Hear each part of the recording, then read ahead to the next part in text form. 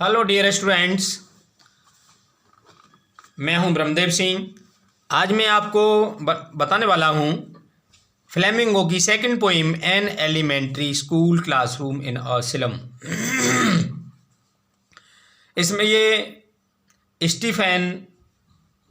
Sir Stephen Harold Spender के द्वारा लिखा हुआ है। सर स्टीफेन हेरोल्ड स्पेंडर के द्वारा ये लिखा हुआ है और ये बताते हैं, उन बच्चों की हालत बता रहे हैं जो दबे कुचले बच्चे हैं और एलिमेंट्री स्कूल में, प्राइमरी स्कूल में पढ़ते हैं। तो उन स्कूलों के बारे में या आज की क्या कंडीशंस है आप भी जानते हैं। मतलब एलिमेंट्री मतलब कक्षा 5 तक के स्कूलों में वैसे बोला जाता है। तो उनकी कंडीशंस के बारे में ये जिक्र कर रहे हैं कि आजकल विद्यालयों का क्या हाल है। तो ये कभी वहाँ जाते हैं घूमने के लिए और विद्यालय देखते हैं, विद्यालयों की कंडीशन को देखते हैं, वहाँ के हालात देखते हैं, कमरे देखते हैं, बच्चों को देखते हैं, उनकी वेशभूषा देखते हैं। तो उस पर ये जिक्र करना चाह रहे हैं। देखिएगा, विदाउट टाइम वेस्ट किए हुए मैं आपको पढ़ाना शुरू करता हूँ। पहला पैसेज, ये पोइम मैं आपको 2 पार्ट में डिवाइड करूँगा। 4 स्टेंजा हैं इसमें। तो पहले 2 स्टेंजा में आप जिक्र आपको कर रहा हूँ, फिर बाद में 2 स्टेंजा बाद में आपसे जिक्र करूँगा। देखिएगा,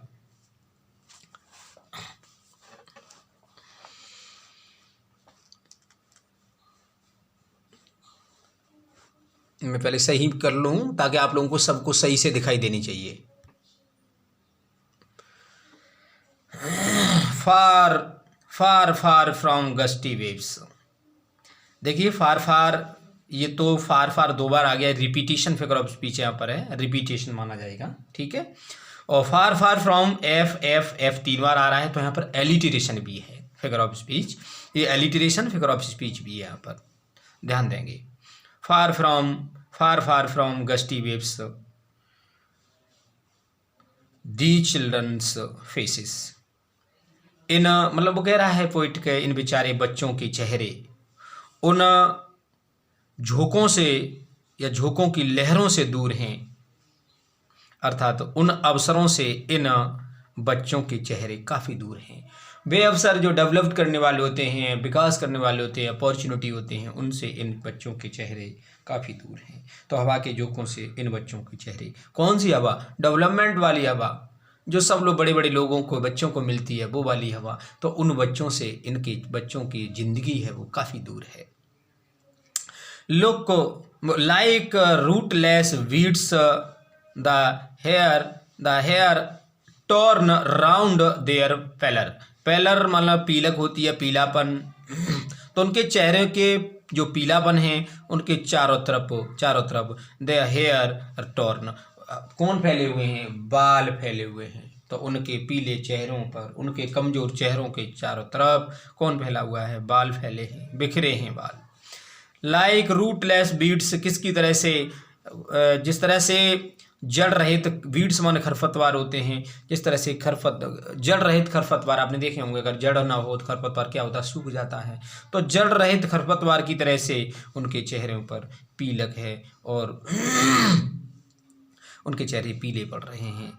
तो वो यहाँ पर वो कहता है, तो देखो यहाँ पर उन्होंने लाइक शब्द यूज कर दिया। जब लाइक शब्द यूज किया तो कौन सा हो गया? सिमिली फिगर ऑफ स्पीच हो गया। मैंने आपको बताया था सो लाइक एज। अगर ये तुलना दिखा दें तो फिगर ऑफ स्पीच कौन सा होता है? सिमिली फिगर ऑफ स्पीच होता है। आप ऐसा ना समझें लाइक शब्द आ जाएगा तो सिमिली ही है। जैसे you like me, I like you, तो लाइक शब्द आ गया तो अब ये तो वर्ब हो गई। लाइक सो एज तुलना दिखाई तो क्या होगा? फिगर ऑफ स्पीच होगा सिमिली। इसका ध्यान रखेंगे। आगे तब उसके बाद क्या होता है? The tall girl with her weighed down head. एक लंबी लड़की, फिर वह पोइट जो है लंबी लड़की को देखते हैं और वह अपने सिर को नीचे झुकाए बैठी है। सिर को, उनका सिर है वो नीचे झुका हुआ है। मतलब वो इतनी कमजोर है बेचारी, अपने सिर के वजन को तक नहीं बर्दाश्त कर पा रही है, सहन नहीं कर पा रही है। मतलब ये बेचारे गरीबों की दुर्दशा है।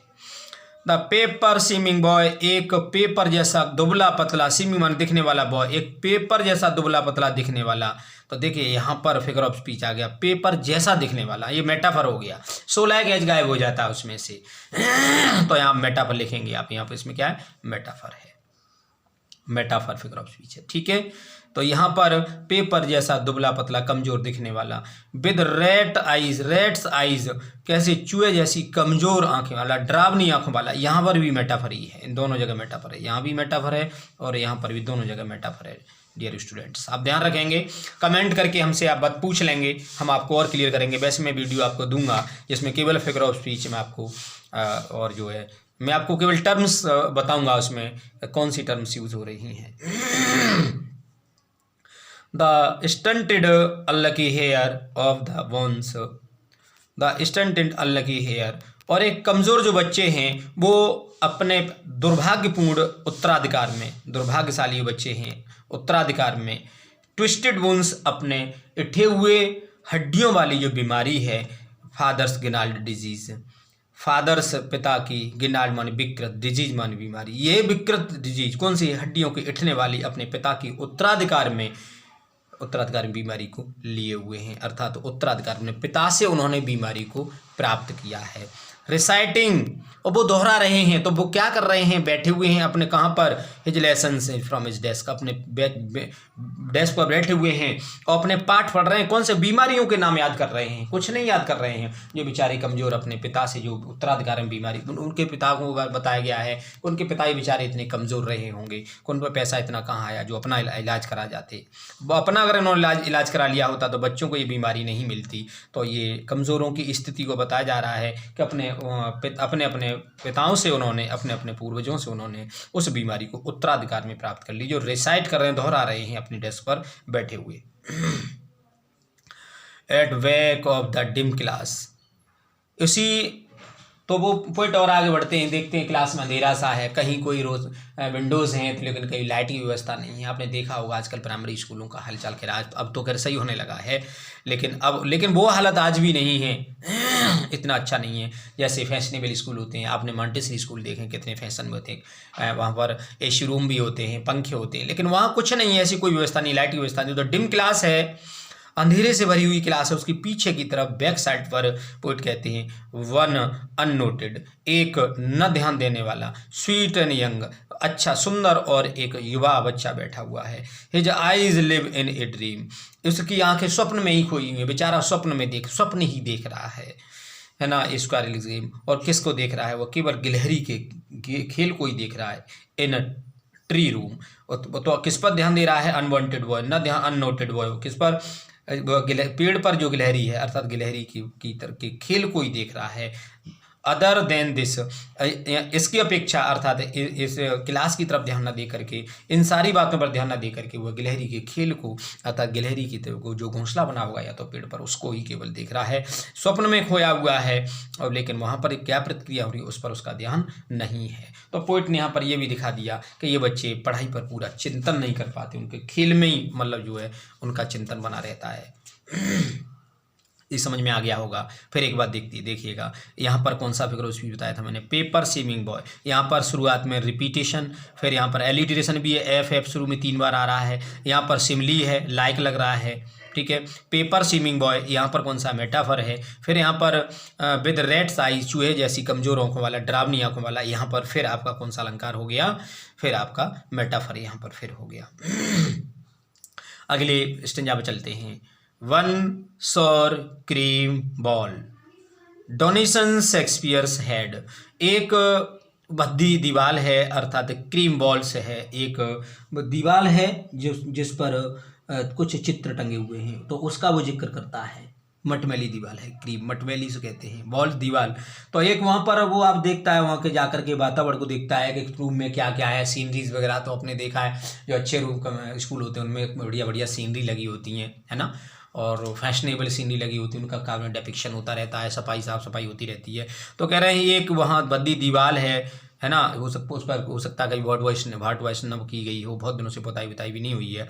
तो इस दीवार पर डोनेशन, दानदाताओं की सूची टंगी हुई है। शेक्सपियर के कुछ चित्र टंगे हुए हैं। क्लाउडलेस एट डॉन, और वहाँ पर उतना ही नहीं है, कि सुबह बादलों रहित सुबह की तस्वीर टंगी है, अर्थात सुबह का जो साफ मौसम है उसकी तस्वीर टंग रही है। सिविलाइज्ड डोम, एक सभ्य गुम्बद टंगा हुआ है, गुम्बद का चित्र टंगा हुआ है। राइडिंग ऑल सिटीज, सारे, रीडिंग माने ऊंचा, हायर, यहाँ पर रीडिंग का अर्थ है चढ़ रहा है, मतलब ऊंचा है, और सारे शहरों से वो ऊंचा है गुम्बद। सभ्य गुम्बद की चित्र, गुम्बद का जो चित्र है वो भी टंगा हुआ है। बेल्ड फ्लावर टैरोलेस वैलीज, और यहाँ पर एक बेल्ड मान सुंदर होता है, सुंदर फूलों की टैरोलेस घाटी का चित्र भी है। वैली माने घाटी, टैरोलेस नाम है ये, फ्लावर फूल, वेलेड माने सुंदर होता है, फ्रेंच वर्ड है ये। ओपन हैंडेड मैप, और वहाँ पर क्या है, एक हाथ से खुलने वाला मैप टंगा हुआ है। तो वहाँ पर मतलब क्या जिक्र है, सीनरी का जिक्र कर रहा है इस वाली स्टेंजा में पोइट।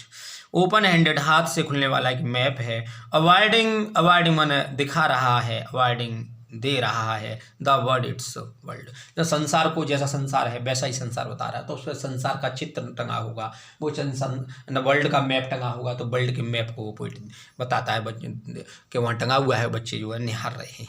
वो तो वर्ल्ड का मैप सब कुछ बता रहा है, लेकिन बच्चे क्या समझ रहे हैं, एंड यट, लेकिन फिर भी, फॉर दी चिल्ड्रन, फिर भी इन बच्चों के लिए, फिर भी इन बच्चों के लिए, दीज विंडोज, मतलब चेंज करके पढ़ाता हूँ आपको मैं, and at for the children, बच्चों के लिए, नॉट दिस मैप, यह संसार का संसार जो नक्शा जैसा दिख रहा है, इस मैप में संसार दिख रहा है वो संसार नहीं है, इनका संसार ही दूसरा है। गरीबों का संसार, बच्चों, गरीबों का संसार वास्तव में दूसरा होता है। बेचारे गरीब कितनी समस्याओं से जूझते हैं, केवल जो गरीबी को बर्दाश्त करता है वो ही केवल बता सकता है। अब जिस समय लॉकडाउन चल रहा है, इस समय जो फेस कर रहे होंगे केवल वह जानते हैं, और जिनकी सैलरी आ रही है, या फिर जो लोग पहले से संपन्न हैं, उन्हें इस लॉकडाउन में कोई दिक्कत नहीं आ रही होगी। लेकिन जो लोग बेचारे रोज कमाते हैं, खाते हैं, उनकी हालत इस समय क्या होगी सिर्फ वही जानते हैं।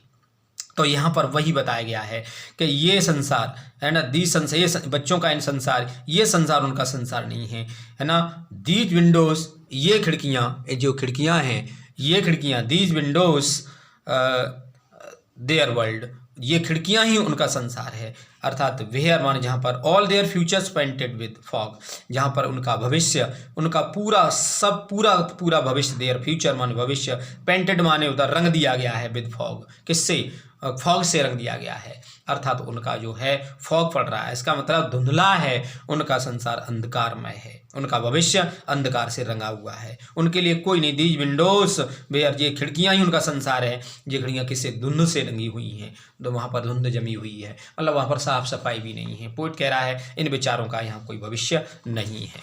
आगे देखें, 2 लाइन और इसमें है, बोर में आपको करा दूँ।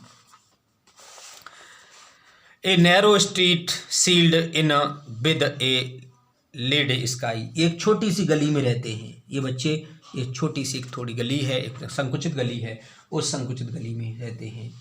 तो वहाँ पर कह रहे हैं, ये एक पतली गली है उसमें रहते हैं। सील्ड, ये रुकी हुई है, ढकी हुई है, इन विद ए लेडी स्काई, किससे, फीके आसमान से, लेडी स्काई मन होता है पॉल्यूटेड आकाश, दूषित आकाश से, दूषित वातावरण से ये गली जो है ढकी हुई है। अर्थात केवल प्रदूषण है, वहाँ पर कुछ नहीं, जिस जगह रहते हैं उस जगह भी प्रदूषण नहीं होगा, कुछ नहीं होगा। इन बेचारों के लिए कोई भी अवसर नहीं है जो कि बेचारे ये गस्टी वेव्स को देख सकें। फार फार फ्रॉम रिवर्स, देखिए फिर यहाँ पर रिपीटेशन हो गया, अलिटरेशन भी कह सकते हैं आप, अलिटरेशन तो है ही और यहाँ पर रिपीटेशन भी है। फार फार फ्रॉम रिवर्स, ये नदियों से, और नदियों और कैप्स और चोटियों से, और एंड स्टार्स और बर्ड्स, और तारों से काफ़ी दूर हैं। ये नदियों, चोटियों और तारों से काफ़ी दूर हैं। अर्थात इनका जिक्र केवल शब्दों में तो है, किताबों में तो है, लेकिन वास्तविकता में नहीं है। शब्दों में तो इनके भविष्य का जिक्र है, लेकिन वास्तविकता ये है इनके जीवन में ये जो है कुछ इन्हें नहीं है, इनके लिए जो ये इनका जो है सबका आनंद लुप्त ले सकें। तो आज के लिए मैंने आपको ये 2 वीडियो मैंने ये जो है वो करा दिए।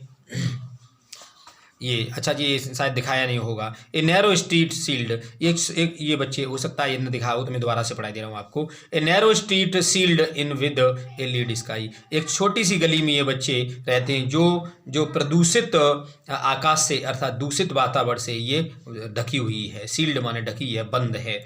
फार फार फ्रॉम रिवर्स, ये नदियों से दूर, और कैप्स चोटियों से दूर, ये नदियों से, चोटियों से, और और तारों से भी काफ़ी दूर, अर्थात केवल जिनका जिक्र केवल शब्दों में है और किताबों में तो होता है, वास्तविकता में नहीं है। तो इनका भविष्य अंधकार से ढका हुआ है। तो आज के लिए इतना ही। मैं अगली वीडियो में आपसे मिलता हूँ। Thank you. Have a nice day.